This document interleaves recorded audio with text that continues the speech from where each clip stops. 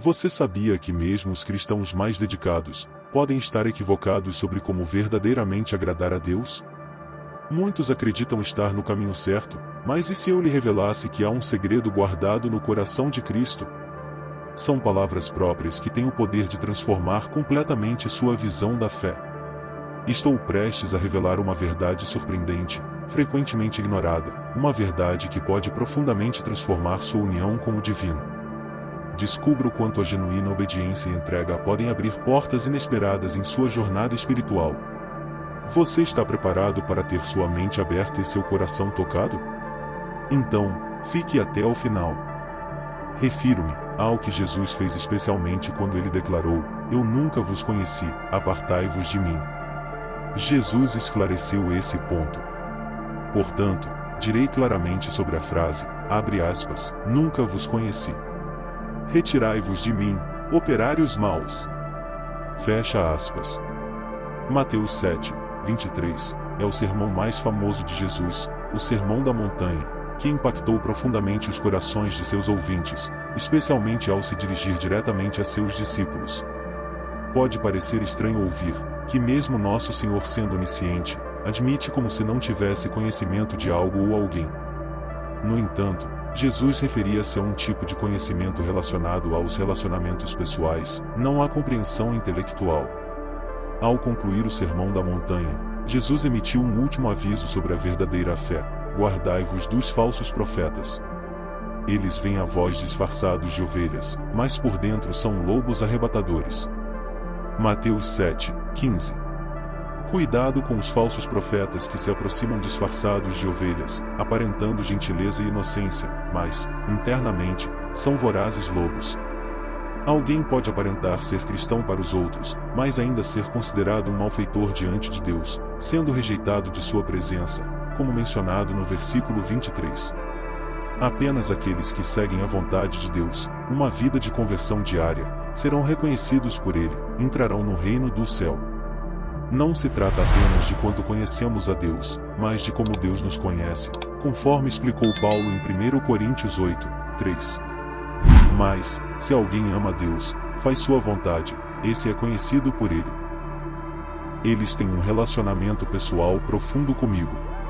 Essas palavras que nos assustam, "eu nunca te conheci", e "apartai-vos de mim", vós que praticais ilegalidade, demonstram que Jesus é na verdade onisciente.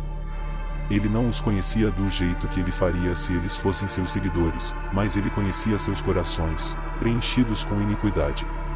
A condenação de Isaías à hipocrisia se ajusta bem a esse grupo. O Senhor disse: "Esse povo vem a mim apenas com palavras, e me honra só com os lábios, enquanto seu coração está longe de mim, e o temor que ele me testemunha é convencional e rotineiro." Isaías 29, 13. Os malfeitores que Jesus não reconhece são os falsos cristãos e falsos mestres, que não cumprem a verdade de Cristo. Em 2 Pedro 3, 8, destaca-se que o Senhor não demora em cumprir suas promessas, ao contrário do que alguns consideram como lentidão. Ele é paciente em relação a todos, não desejando que ninguém pereça, mas que todos se arrependam. No momento do julgamento, muitos procuram justificar-se como merecedores do céu, com base em suas obras, mas isso não é suficiente. Embora declarem realizar boas ações em nome de Cristo, falham em concretizar a obra de Deus que tem importância, ter fé verdadeira naquele a quem Ele enviou, Jesus Cristo. E não fazer a obra por fazer, e viver vida desregrada.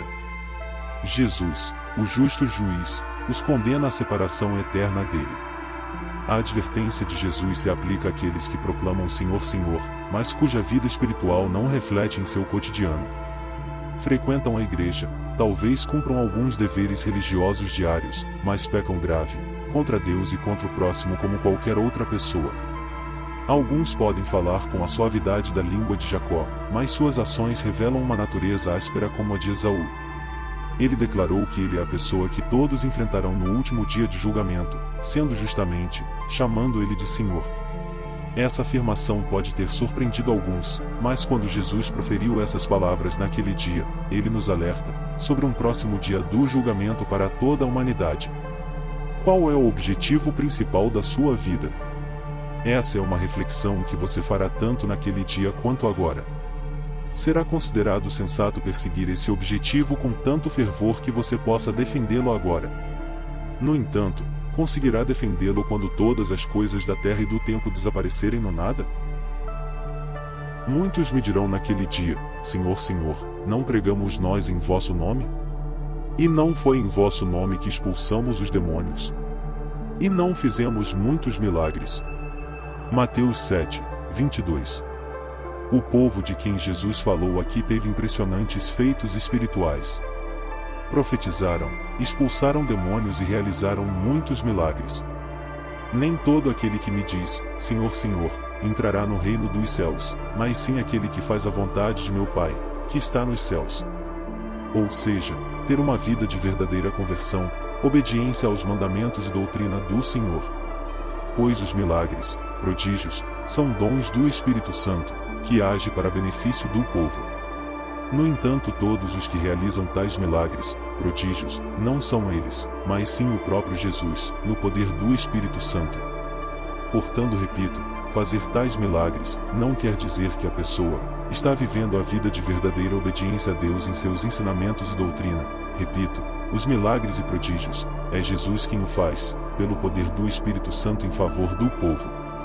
A pessoa não o faz por si mesma, então, ela não pode colocar isto como garantia de salvação, pois até o inimigo pode fazer coisas semelhantes para enganar os filhos de Deus, como diz em 2 Coríntios 11, 13, 14, abre aspas, esses tais são falsos apóstolos, operários desonestos, que se disfarçam em apóstolos de Cristo.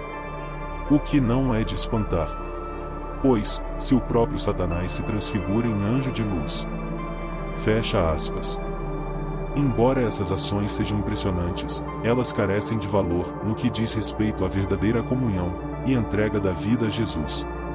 Surpreendentemente, mesmo realizando essas ações em nome de Jesus, se não viver verdadeira vida nele, mostra que nunca experimentou um relacionamento profundo e real, uma verdadeira comunhão com ele.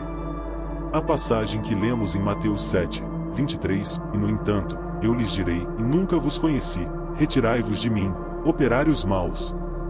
Deixa claro que a salvação se fundamenta em conhecer Jesus, e ser conhecido por ele, em contraposição a uma mera confissão verbal, ou confiança no trabalho espiritual. Nossa comunhão com ele, através do dom da fé, que ele nos concede, e verdadeira conversão, assegura nossa salvação.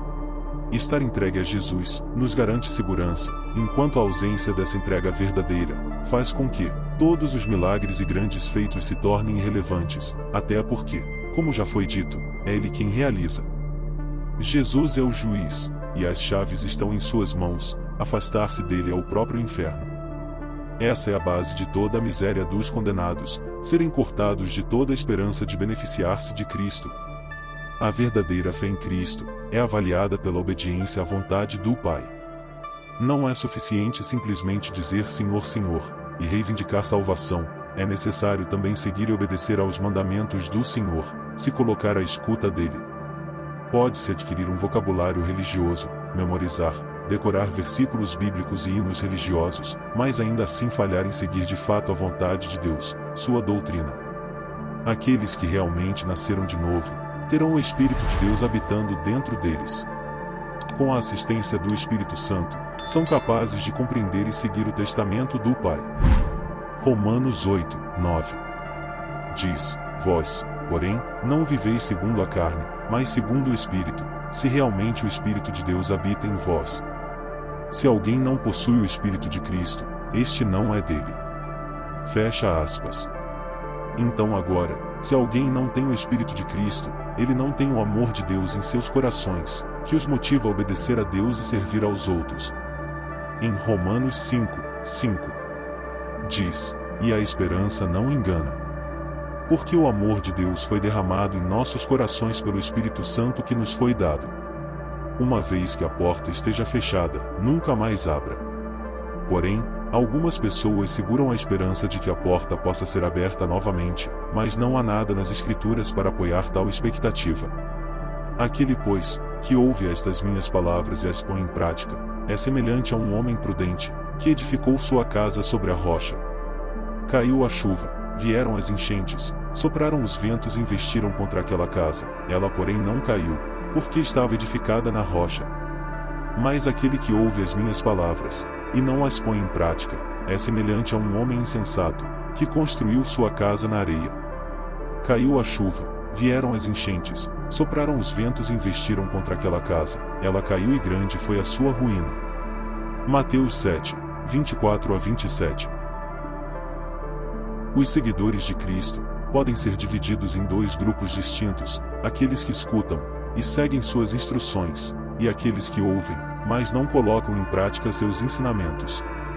Na ocasião em que Cristo estava pregando para várias pessoas diferentes, ele delineou claramente essas duas categorias, como fará no grande dia, em que todas as nações se reunirão diante dele para escutar. É importante compreender que Cristo não espera apenas ser ouvido, mas também ser obedecido. O Senhor ressaltou um ponto crucial: nossa declaração de fé em Cristo será em última instância submetida ao teste diante de Deus. Aqueles que confiaram em Cristo e demonstraram sua fé por meio da obediência não terão razão para temer. Suas vidas, alicerçadas na rocha, permanecerão inabaláveis. Em contrapartida, aqueles que afirmaram confiar em Cristo, mas não seguiram a vontade de Deus, enfrentarão condenação. Não devemos menosprezar de forma leviana este sermão, pois foi Deus quem nos concedeu. É imperativo que nos curvemos diante dele e nos submetamos à sua autoridade, pois todos seremos julgados. Mateus 7, 28 e 29. Quando Jesus concluiu essas palavras no monte, a multidão ficou admirada e impressionada com seus ensinamentos, pois ele instruía com autoridade. Isso implica que não devemos buscar servir a Deus conforme nossos próprios termos, mas sim de acordo com sua vontade revelada. É crucial distinguir entre essas abordagens, pois muitos afirmaram com veemência que estavam em sintonia com Deus e faziam sua vontade, para depois ouvirem o Senhor dizer: afastai-vos de mim. A primeira abordagem, caracterizada pela submissão respeitosa à palavra de Deus, proporciona uma visão profunda da forma como Jesus orou, como relata em Hebreus 5, 7 diz: nos dias de sua vida mortal, dirigiu preces e súplicas, entre clamores e lágrimas, àquele que o podia salvar da morte, e foi atendido pela sua piedade. Fecha aspas. Ele era ouvido devido à sua submissão reverente a Deus, sua impecabilidade e sua determinação inabalável de cumprir a vontade do Pai. Vemos claramente sobre o motivo pelo qual Deus sempre atende às orações de seu Filho. É afirmado que Jesus foi ouvido devido à sua submissão reverente. Como expressamos essa reverência e submissão? Hebreus 5, 7 faz menção ao momento em que Jesus orou no jardim do Getsêmani, sendo esta uma narrativa que descreve o que ocorreu naquele período de submissão reverente. Assim, isso implica em dirigir-se ao Pai, envolve dizer ao Pai não como eu quero, mas como tu queres. Neste momento, os ouvintes estavam surpresos com essa doutrina.